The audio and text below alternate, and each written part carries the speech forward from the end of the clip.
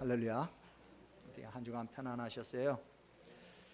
무더위가 정말 여전히 기승을 부리고 있습니다.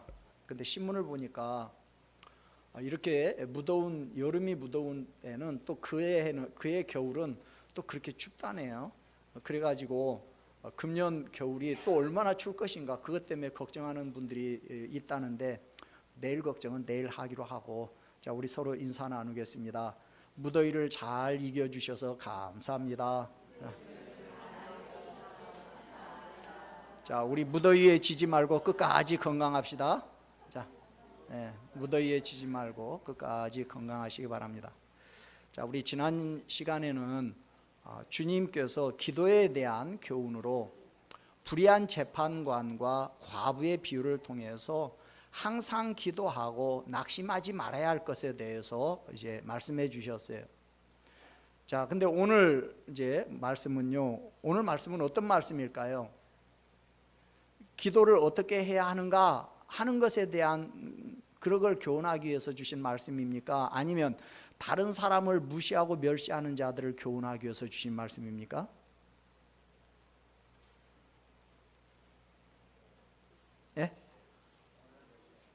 예, 그렇죠. 자, 오늘 9절을 같이 읽어보죠. 우리 9절 같이 읽습니다. 또 자기를 의롭다고 믿고 다른 사람을 멸시하는 자들에게 이 비유로 말씀하시되, 그렇죠? 그러니까 자기를 의롭다고 믿고 다른 사람들을 멸시하는 거, 이건 예수님 당시에 도처에서 볼 수 있었던 바리새인들의 모습이에요. 그 당시 바리새인들은 위선과 교만으로 무장한 채 종교적으로 또 사회적으로 소외받았던 약자들을 무시하고 정죄하기를 서슴지 않았거든요. 자, 그들에 대해서 가르쳐 주시기 위해서 오늘 이 말씀을 하신 거죠. 근데 비유의 내용이 성전에 올라가서 기도하는 것을 이제 비유로 드셨어요. 그러니까 내용은 기도에 대한 내용인데 사실은 우리가 기도를 어떻게 해야 하느냐, 이걸 가르쳐 주시려고 하신 말씀이 아니라 종교적인 자기의에 사로잡혀서 다른 사람을 무시하고 멸시하는 것에 대해서 가르쳐 주기 위해서 주신 말씀인 거죠. 자, 오늘 예수님은 우리에게 두 사람을 소개하고 있어요. 10절 같이 읽습니다. 두 사람이 기도하러 성전에 올라가니 하나는 바리새인이요 하나는 세리라. 자, 유대인들은 하루에 보통 3번, 아침 9시, 정오 12시, 오후 3시 이렇게 이제 기도하는 습관이 있어요. 근데 꼭 그때만 기도하는 건 아니고요. 개인적인 기도를 위해서 편리한 시간에 성전에 올라가서 자유롭게 기도했어요. 근데 오늘 보니까 그 중에 바리새인과 세리가 있었어요.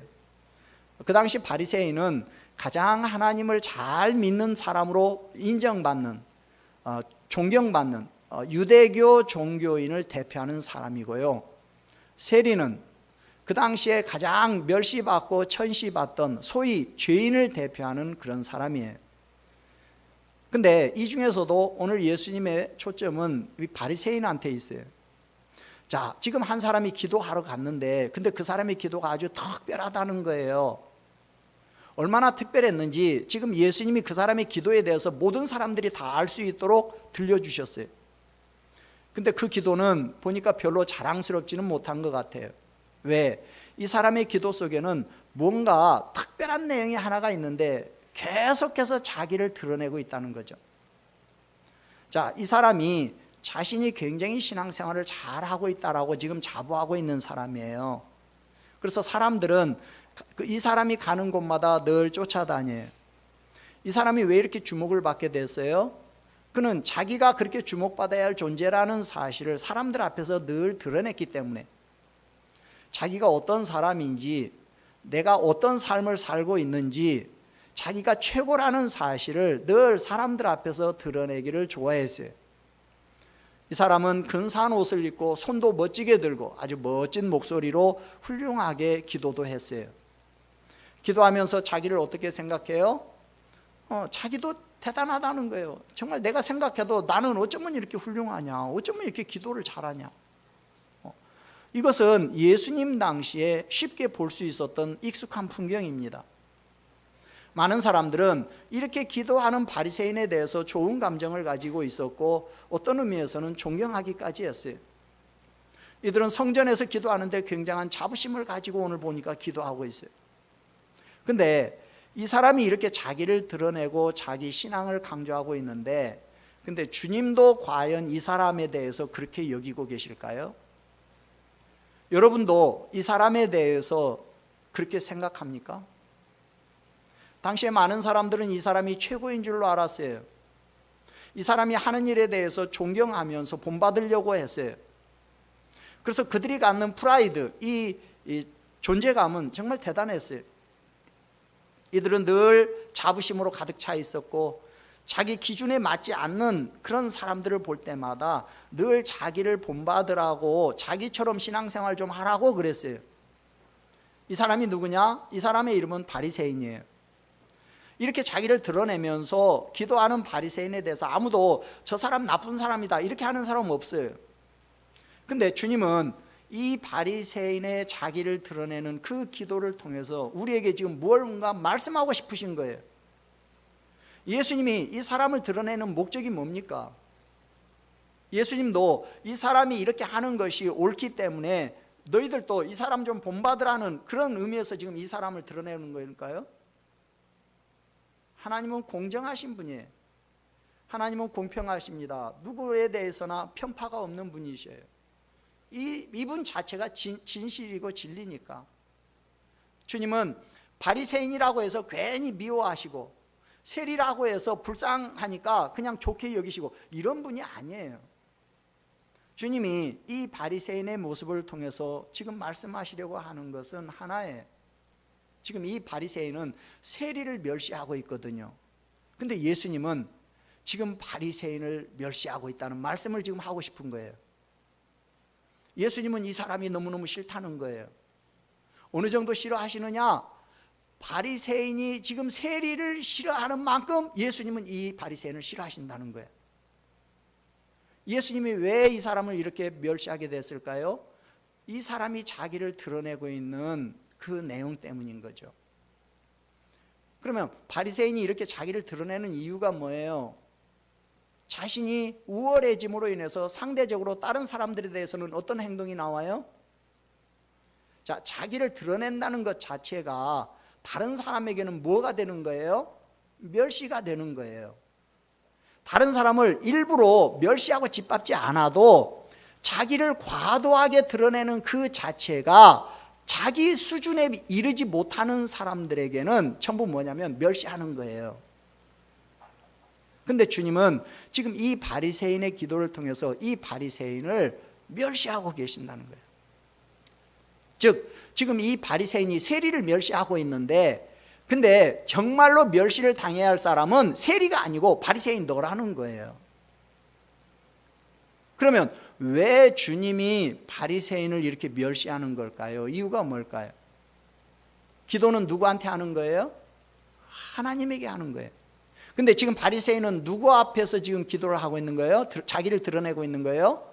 하나님 앞에서 자기를 드러내고 있는 거예요. 이것 때문에 예수님이 멸시하시는 거예요. 지금 바리새인은 하나님을 상대로 자기 자신을 드러내고 있어요. 나는 정말 대단한 사람입니다. 하나님 내가 곧 죽어도 이런 사람이라니까요. 이런 행동을 하고 있는 거예요. 그러니까 하나님이 그 사람을 멸시하는 거예요. 바리새인은 하나님의 기준으로 자기를 보아야 하는데 자기 기준에서 자기를 바라보고 있는 거예요. 지금 바리새인은 누구를 향해서 자기를 드러낸다고요? 하나님을 향해서 자기를 드러내고 있어요. 하나님이 이 사람을, 바리새인을 멸시하시는 이유가 뭐냐면 바리새인이 하나님을 상대로 자기를 드러내고 마치 자기가 하나님인 것처럼 상대를 멸시하고 있기 때문인 거예요. 이것이 바리새인이 멸시를 받아야 하는 이유인 거예요. 하나님이 그러면 이 바리새인을 멸시할 수밖에 없는 바리새인의 모습이 어떤 모습이죠? 첫째는 나는 다른 사람하고는 다르다는 거예요. 11절을 같이 읽어보죠. 바리새인은 서서 따로 기도하여 이르되 하나님이여 나는 다른 사람들 곧 토색, 불의, 간음을 하는 자들과 같이 아니하고 이 세리와도 같이 아니함을 감사하나이다. 나는 다른 사람과 같지 않다. 이게 뭐예요? 이게 특권의식이에요. 그래서 바리새인은요, 아예 세리하고는 따로 멀찍이 떨어져서 기도를 해요. 즉 자기만 의롭게 여기는 배타적인 독선주의에 지금 이 바리새인은 빠져 있는 거예요. 사실 바리새파라는 그 바리새파의 그 시작 자체가 이교적인 헬레니즘 문화에 그 반대해 가지고 경건성을 유지하기 위해서 좀 구별된 삶을 살기 위해서부터 이제 시작이 되거든요. 주전 333년에 그 이수스라는 전투에서 알렉산더 대왕이 페르시아의 다리우스 3세를 격파합니다. 그러면서 이제 시리아와 그리고 약속의 땅을 이제 지배하게 돼요.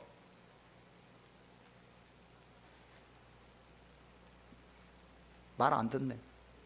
계속 돌아가라. 근데 323년에 주전 323년에 이 알렉산더 대왕이 33살의 젊은 나이에 그냥 갑자기 죽어버려요. 그러면서 이제 그 밑에 있던 네 장군에 의해서 제국이 이제 분할 통치가 됩니다.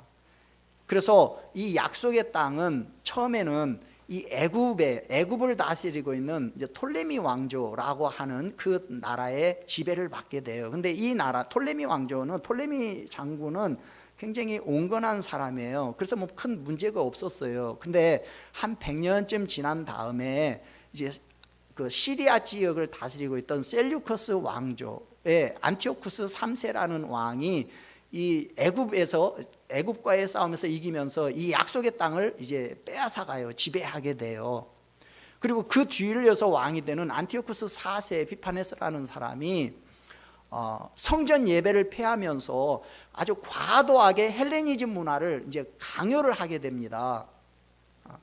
이제 그러다 보니까 거기에 대항해서 하스모니아 가문의 늙은 제사장이었던 마타디아라는 제사장이 있었는데, 이 사람이 왕의 관리를 때려 죽여버리고 자기 이제 그러니까 큰일 났잖아요. 그러니까 자기 아들들을 데리고 산속으로 도망가 가지고, 그러니까 이제 뜻이 있는 사람들이 그 사람을 추종해서 같이 산속으로 들어가서 거기서부터 이제 독립운동을 펴요.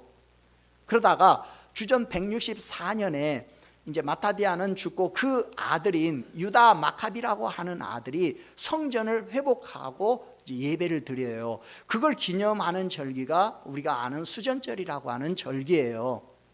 근데 이제 그 뒤에도 계속해서 이제 독립운동을 해요. 그래가지고 주전 140년에 이 마카비의 그 셋째 동생인 이 시몬이라고 하는 동생이 이제 140년에 완전히 예루살렘 성을 수복해요. 그러면서 하스모니아 왕조라는 이제 왕의 통치가 이제 시작이 돼요. 근데 문제는 이 사람이 그냥 왕만 하는 것이 아니라 대제사장, 왜냐하면 자기 아버지가 제사장이다 보니까 대제사장까지 겸직을 하게 돼요. 그러다 보니까 자, 그 사람을 도와서 이제 이 셀류커스 왕조의 한거였던 경건한 사람들이, 아니 사독 혈통도 아닌 것들이, 아니 이제 독립운동에서 나라를 수복해서 왕이 되는 건 인정한다 이거야. 근데 왜 대제사장까지 하냐고. 그래가지고 거기에 대해서 이제 비난하고 들고 일어나요. 그때 하스모니아 왕조 체제를 인정하고 그냥 제도권 안에 그냥 잔류에 남은 사람들이 사두개파고, 우리는 인정 못한다. 그래서 거기에서 뛰쳐나온 사람들이 바리새파예요. 그러니까 바리새파라는 말 자체부터가 구별된 사람들이라는 말이에요. 그러니까 그러다 보니까 바리새인들은 경건하지 않은 것이나 경건하지 않은 사람들과는 자기들을 구별하는 그런 열심이 있어요. 자, 거룩하기 위해서 구별하는 그 자체가 잘못된 건 아니죠. 그런데 이게 이제 시간이 지나면서 자기들만 의롭게 여기는 배타적인 독선주의로 이게 변화가 돼요. 그러면서 이 바리새인들이 이제 문제가 되는 거죠. 그래서 오늘 뭐라고요? 나는 니들하고는 다르다는 거예요. 두 번째는요, 나는 죄짓지 않았다는 거예요. 자, 11절을 다시 보면요, 하나님이요, 나는 다른 사람들 곧 토색, 불의, 간음을 하는 자들과 같지 아니하고 이 세리와도 같지 아니함을 감사하나이다. 나는 토색, 불의, 간음 이런 거 하지 않았습니다. 자기 의를 드러내고 있어요. 그는 율법적인 죄를 범하지 않았다는 데 대해서 지금 감사하면서 하나님 앞에 기도하고 있어요. 여러분, 토색, 불의, 간음을 하지 않은 것이 의일까요? 이걸 적극적으로 하지 않았다는 그 자체가 의는 아닙니다. 십계명은 하나님의 이름을 망령되이 부르지 말라고 그래요. 그러면 우리가 하나님의 이름을 함부로 하지 않는 그 자체가 의가 될까요? 그건 의가 아니에요. 지금 바리새인은 하나님의 많은 계명 중에 하지 말라고 하는 한 부분들을 안 한 것뿐이에요. 근데 이 사람들은 그 안 한 것을 자기 의로 바꿔버린 거예요. 여러분, 보통 사람들도 토색하지 않고 불의하지 않고 간음하지 않아요. 그러면 모든 사람들이 다 의롭습니까? 아니죠. 근데 이 바리새인은 그 자체를 의로 바꿔버린 거예요. 누구 앞에서? 하나님 앞에서. 지금 그것이 이 바리새인이 지금 멸시를 받아야 하는 두 번째 이유인 거예요. 세 번째는 나는 종교 생활에 열심이다는 거예요. 자, 12절을 같이 읽어보죠. 나는 이래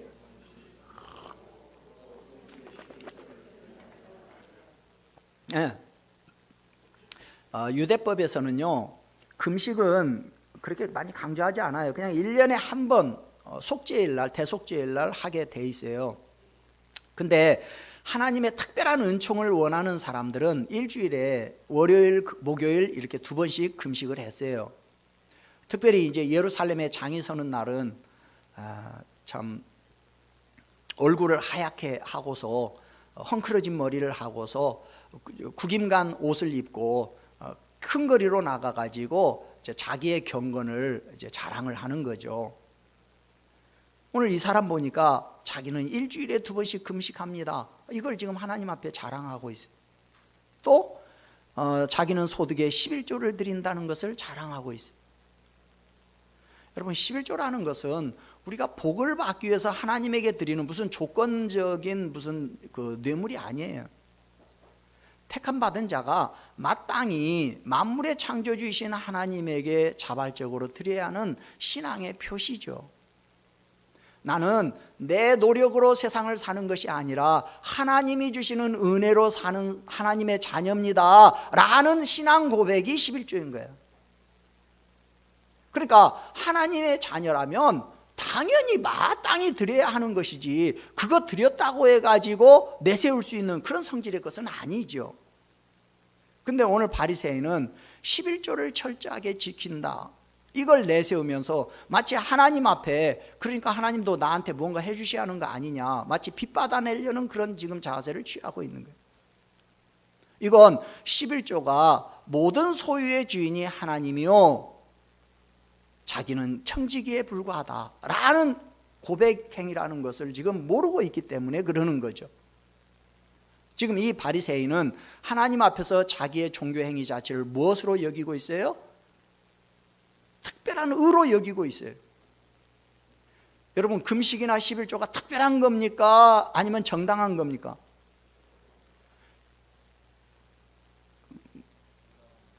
예, 그렇죠.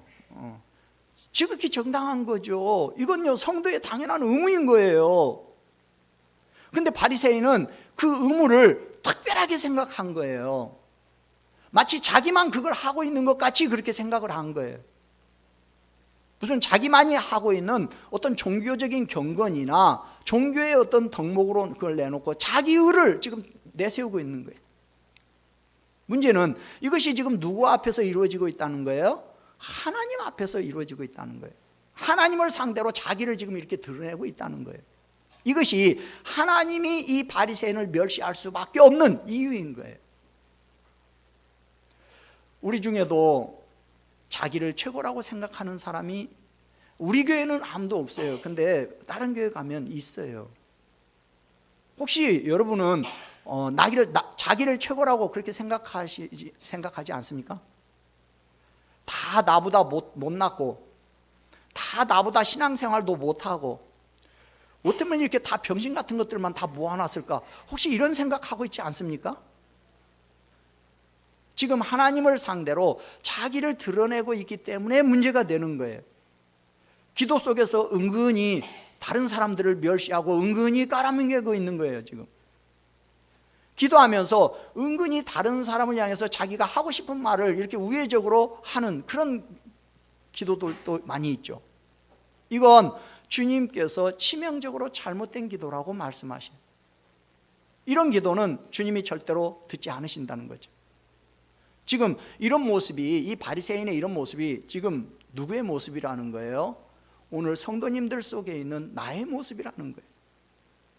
우리도 바리새인과 같이 독선적인 아집에 사로잡혀서 살아갈 수 있어요.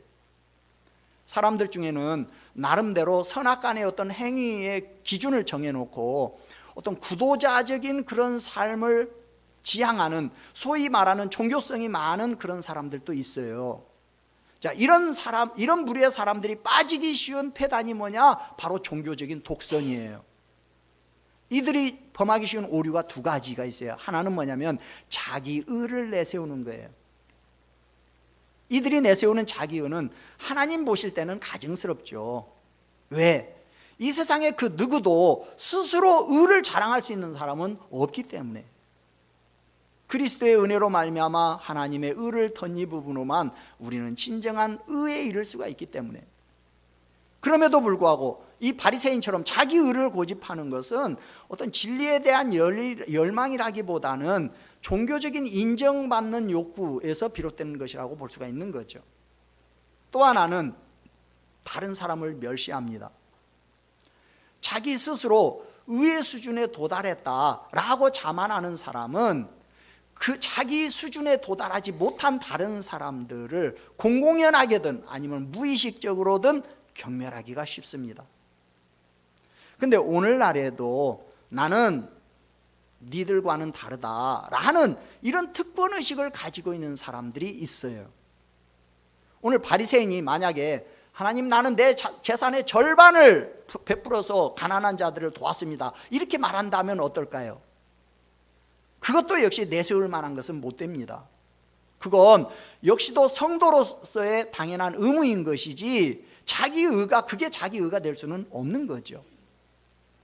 우리가 잘못하면 하나님 앞에서 성도의 의무를 마치 특권처럼 사용할 수가 있어요. 11조 자체를 굉장한 특권으로 여기는 분들이 있어요. 원래는 꽤 큰 교회였는데 이제 목사님이 자주 바뀌면서 성도님들이 많이 떠나서 지금은 뭐 한 400~500명 정도 되는 이제 그런 교회예요.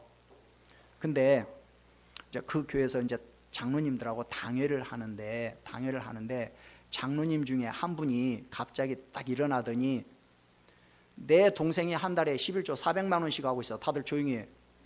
그랬더니 다른 장로님들이 다 조용히 했대요.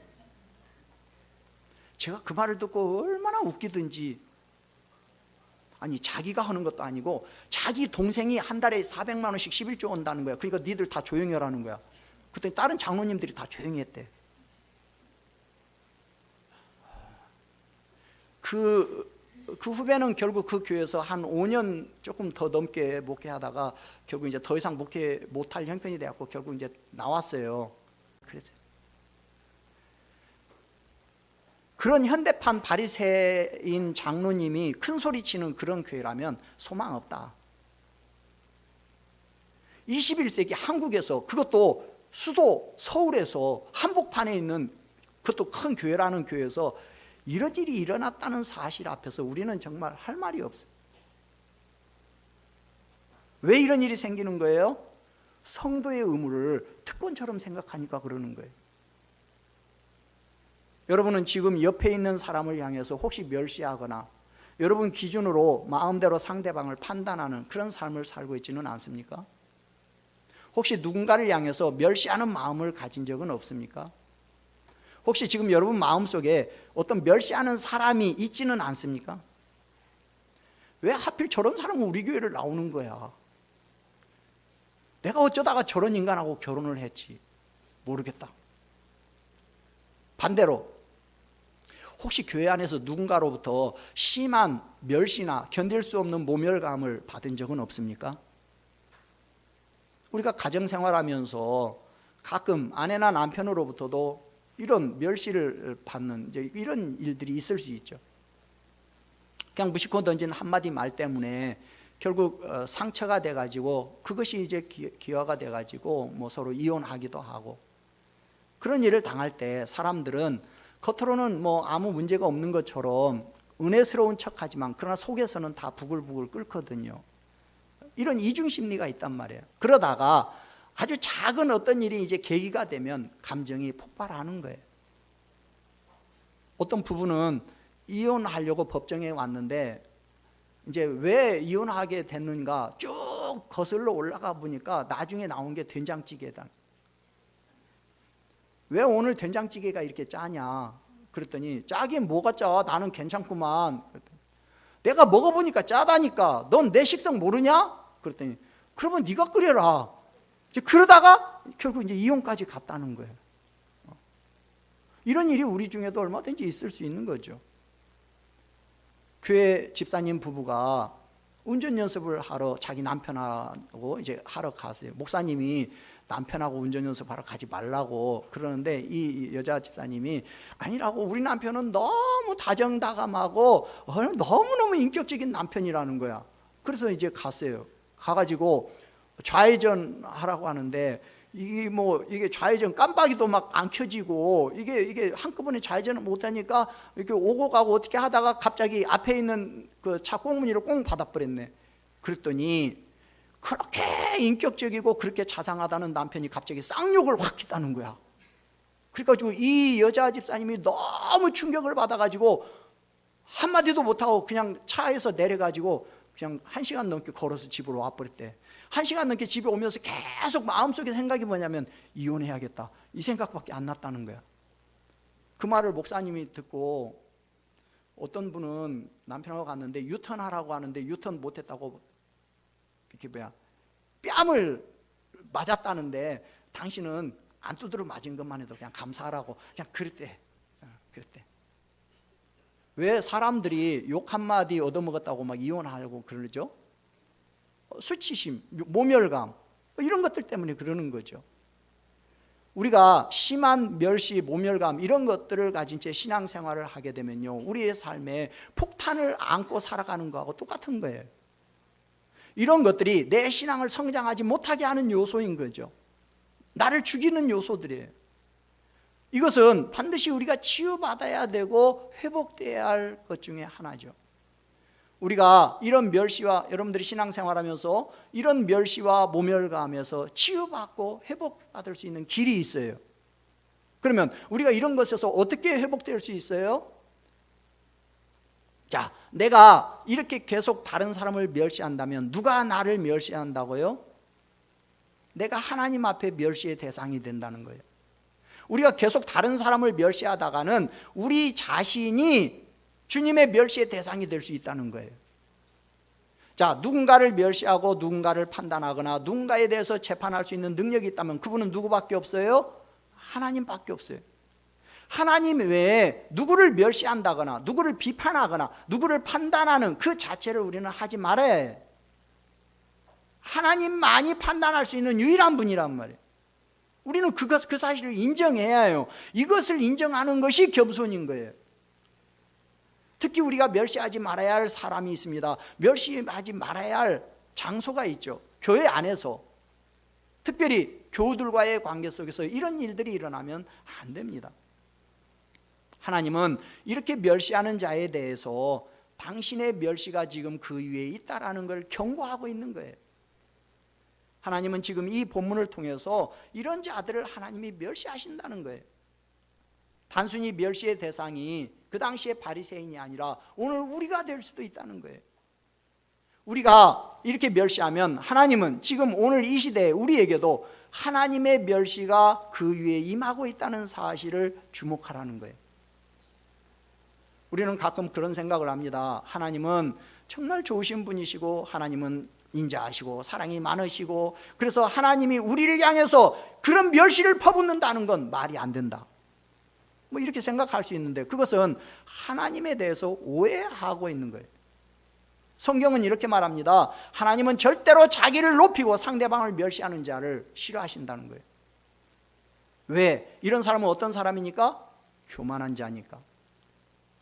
하나님은 이런 자들을 반드시 물리치고 이런 자는 반드시 망하게 된다고 말하고 있어요. 이것이 하나님이 그를 멸시하는 거예요. 하나님이 멸시하니까 망하는 것이고 하나님이 멸시하니까 성공하지 못하는 거예요. 어떻게 해야 할까요? 이런 하나님의 멸시가 우리 속에 임한다라는 사실을 우리가 정말 믿는다면 우리는 그분 앞에서 어떻게 해야 합니까? 겸손해야 해요. 이것이 해결책이에요. 그러니까 우리의 태도가 바뀌어야 해요. 겸손하게. 그러면 어떻게 하는 것이 겸손입니까? 그래서 오늘 주님은 우리에게 겸손의 모델을 주셨어요. 그 모델이 누구냐면 바로 세리예요. 세리. 자, 13절을 우리 같이 읽습니다. 세리는 멀리 서서 감히 눈을 들어 하늘을 쳐다보지도 못하고 다만 가슴을 치며 이르되 하나님이여 불쌍히 여기소서 나는 죄인이로소이다 하였느니라. 오늘 보니까 바리새인과는 달리요 세리는 멀리 섰다고 그랬어요. 아마 성전 안에도 들어가지 못하고 성전 밖 이방인의 뜰에서 아마 서서 기도했는 것 같아요. 유대인들이 보통 기도할 때는요 이렇게 고개를 들고 하늘을 보면서 이렇게 기도하는 것이 기도 자세 중에 하나입니다. 근데요 오늘 이 세리는요 감히 눈을 들어서 하늘을 쳐다보지도 못했대. 그는 자기가 죄인 중에 죄인이라는 사실을 자각하고서 다만 가슴을 치면서, 여기 친다는 말이 미완료형으로 되어 있어요. 계속해서 치면서 기도했어요. 뭐라고? 하나님이요 나 좀 불쌍히 여겨달라고. 나는 죄인이라고. 세리는 하나님의 관대한 처분만을 기다리는 태도를 가지고 하나님 앞에 기도한 거죠. 이게 겸손이에요. 세리는 하나님 앞에서 자기가 누구인가 이걸 잊지 않고 있어요. 자기는 하나님 앞에 내세울 것이 아무것도 없는 자다라는 사실을 알고 그 모습 그대로 하나님 앞에 솔직하게 다 내어놓고 있어요. 하나님은 오늘 이 세리의 모습을 우리가 오늘 본받아야 할 모습으로 우리에게 보여주고 계시는 거예요. 우리는 세리처럼 겸손해야 해요. 세리가 자기를 하나님 앞에 완전히 낮춘 것처럼 우리도 그렇게 해야 해요. 만약 우리가 이런 자가 된다면 우리가 감히 누구를 멸시할 수 있겠어요?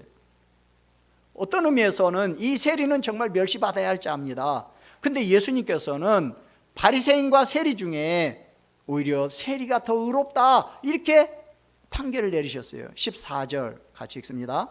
내가 너희에게 이르노니 이에 저 바리새인이 아니고 이 사람이 의롭다 하심을 받고 그의 집으로 내려갔느니라. 무릇 자기를 높이는 자는 낮아지고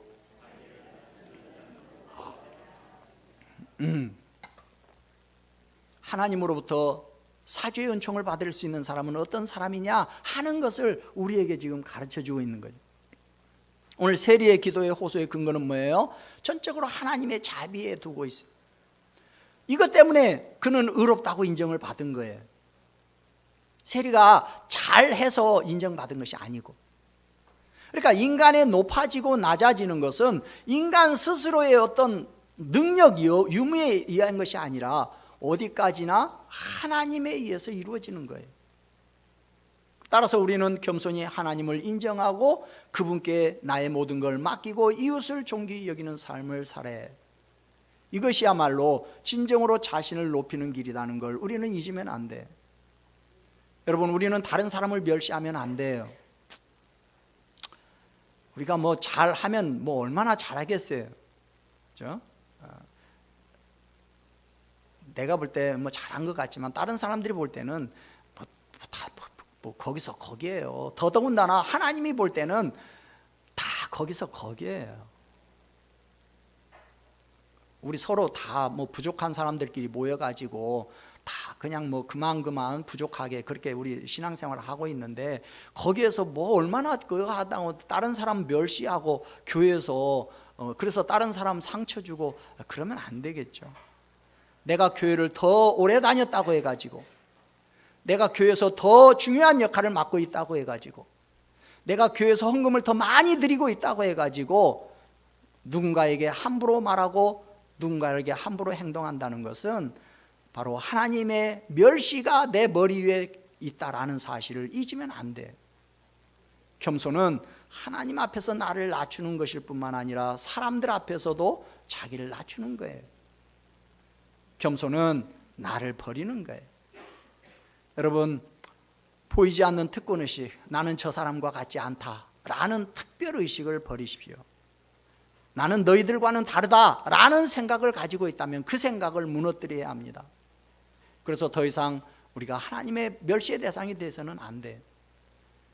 또 누군가가 나를 멸시했다면 나를 멸시한 그 사람을 누가 멸시해 주신다고요? 하나님이 내 대신 그 사람을 멸시해 주신다고요. 그러면 나는 어떻게 하면 돼요? 네가 나를 멸시해서 두고 보자. 너도 언젠가 나한테 꼬투리 잡힐 날이 오겠지.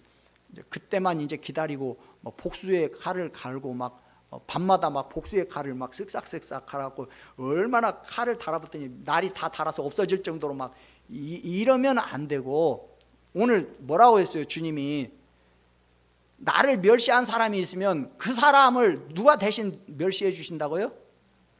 하나님이, 주님이 멸시해 주신다고요. 그러니까 내가 그 사람에 대해서 막 독을 품고 적대감을 품고 그러면 안 되고, 어떻게 하라고? 나는 그 사람에게서 자유하면 돼. 자유하라는 거예요.